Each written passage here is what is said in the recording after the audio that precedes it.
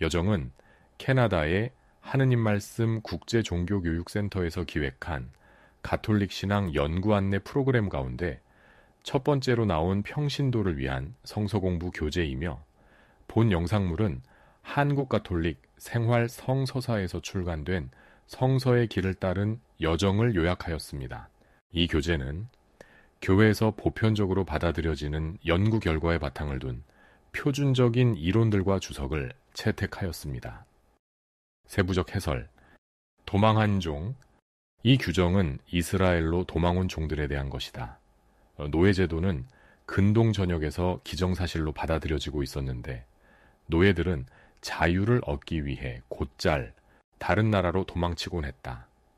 그래서 도망한 노예들을 강제로 원주인에게 되돌려 보내기 위해 나라 간의 도망노예 인도협정이 체결되고 있었는데, 이에 의거해서 도망한 노예는 주인에게 되돌려질 수 있었다. 그런데 본문의 이 법은 도망노예 인도협정을 폐지하고 도망온 노예로 하여금 그 나라에 머물 수 있도록 허용하고 있다. 이 법은 또한 이스라엘 백성에게 도망온 노예를 괴롭히거나 그의 처지를 이용하지 말도록 경고하고 있다. 백성들은 도망온 노예가 살고 싶은 곳에서 살도록 허용해야 했다. 신전 매춘에 관하여 가나안 사람들은 여창과 남창을 포함하는 다산의식을 거행하곤 했다. 이런 의식은 풍작을 보장하기 위해 필요한 것으로 여겨졌다.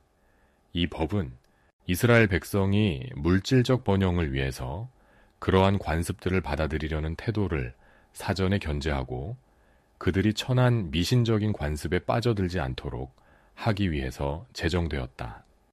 돈놀이 금지 규정. 이 당시에는 이자율이 턱없이 높았기 때문에 일단 빚의 올가미에 걸린 사람은 거기서 빠져나오기가 몹시 힘들었을 것이다. 이 법은 돈을 빌어야 하는 처지를 이용하지 말고 서로가 힘닿는 데까지 동족을 도와야 하는 의무를 강조하고 있다. 맹세에 관하여.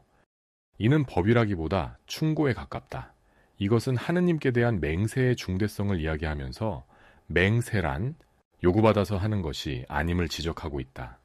맹세란 전적으로 자발적인 것이다. 여행자의 양식.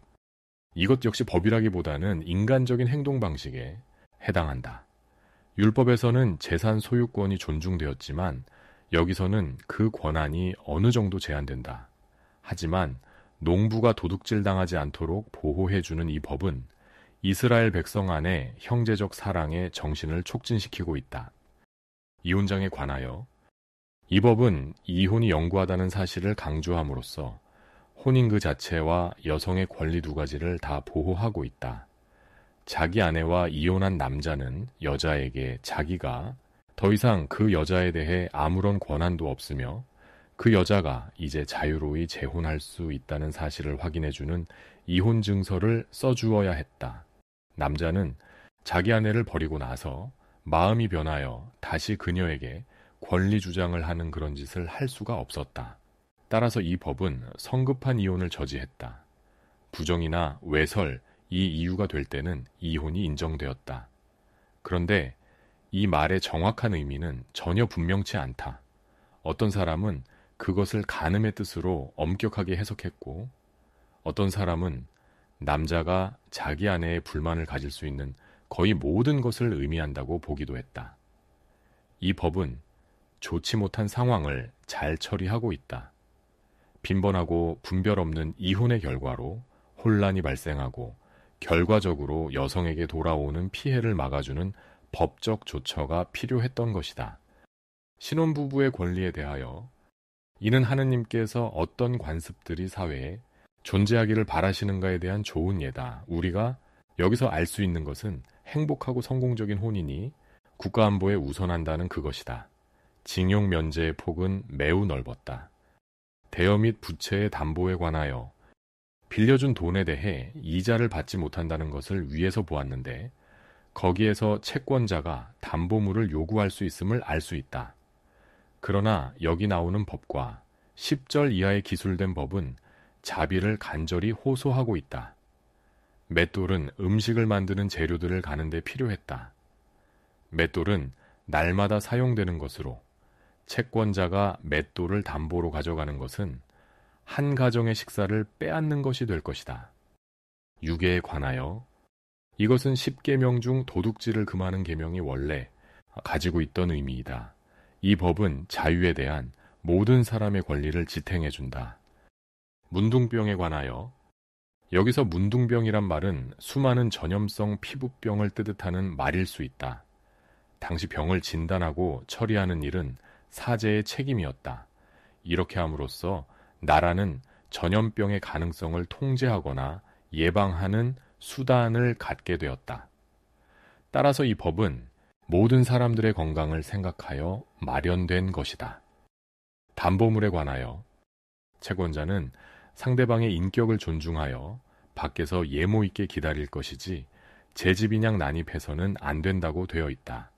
겉옷은 가난한 사람들이면 누구나 밤에 잠잘 때 덮어야 하는 물건이었다. 품삯에 관하여 일꾼들은 하루가 끝날 때 품삯을 받는 것이 관례로 되어 있으며 그 품삯을 받아야 저녁거리를 살 수 있었다. 복음의 말씀대로 일하는 사람은 자기 먹을 것을 얻을 자격이 있다. 개별적인 범죄에 관하여 고도의 공산적 생활 방식들은 다소 무분별한 징벌을 낳았다. 어떤 사람의 범죄에 대해 그 가족 중 한 사람이 대신 처벌될 수 있었다. 이 법은 정의란 가족에 대한 보복으로 실현되는 것이 아니라 범법자 본인에게 가해지는 개별적인 징벌로서 실현된다는 것을 백성에게 일깨워 주고 있다. 가난한 이들을 위한 정의, 가난한 자들에게 자비를 베풀 수 있는 모든 기회에 대해 일일이 법을 기재해 두기란 불가능했을 것이다. 17절에서 22절까지에는 이웃답게 될 수 있는 방법에 관한 4가지 구체적인 사례가 나와 있다. 자기 권리를 쉽사리 침해당할 수 있었던 사람들, 즉 떠돌이와 고아와 과부들이 강조되고 있음을 주목하라. 다음 영상물에서 계속 이어집니다. 구독 신청으로 함께 해주세요.